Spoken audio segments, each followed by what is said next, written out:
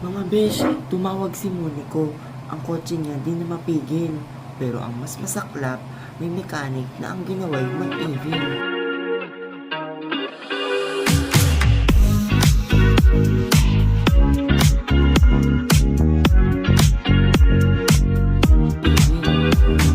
Ako si Juan, na driver ng sasakyan. Sabi ko sa mechanic, pakiayos po ang daan.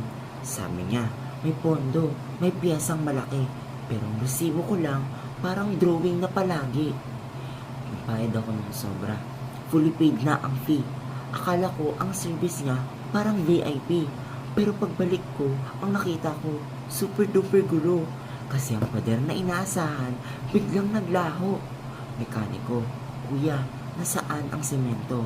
Nasaan ang bakal? Ang support na concrete nito? Ang sagot niya, ghost project yan. Art po yan sa town.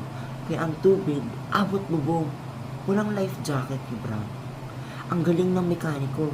Kahit kami ay basang-basa. Ang outfit niya, branded. Designer na asa. Sabi niya, galing sa pawis, ang yaman at success. Pero ang pawis niya, galing sa dude na walang stress. Nag-flet siya ng kotse, ng mansyon at ng diamond na bitin. Ang gold niya parang walang goggles na hindi na makakakita sa atin. Pero ang putik namin ang totoong foundation niyan. Kaya ang flex niya sampal sa kasalukuyan. Nang lumabas ang waran, biglang drama. Parang teleserye. Nag-sad girl mode bigla. Biktima ako, mare. Pero ang hugit namin, hindi pa biktima. Ikaw ang cause.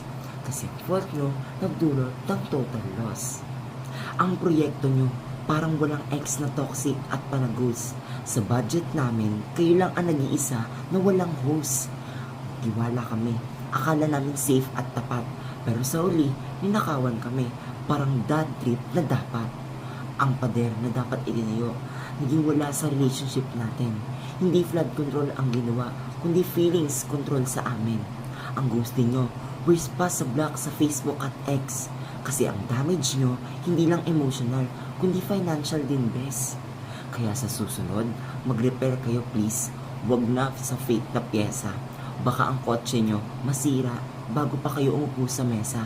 Ang buhay ng tao, hindi kotse na pwedeng i-parking lang.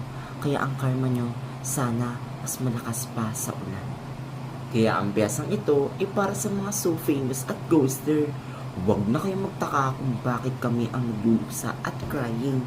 Ang karma ay parang baha, bigla-bigla darating na. Nasa loob na kayo ng tubig, sayang ang Gucci na sapatos nyo pa. Ibalik nyo ang pyesa, itayo nyo ang pader.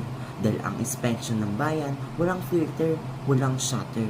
Kundi ang legacy nyo, guaranteed na di maganda. Maging mekaniko na magnanakaw na trending sa buong bansa.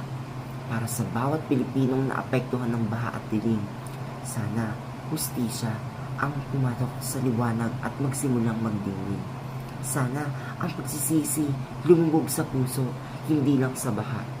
Kasi ang tunay na yaman nasa tapat ng serbisyo, huwag limutin. Dahil sa uli, ang taong bayan ang magwawagi. Yan ang alam mo.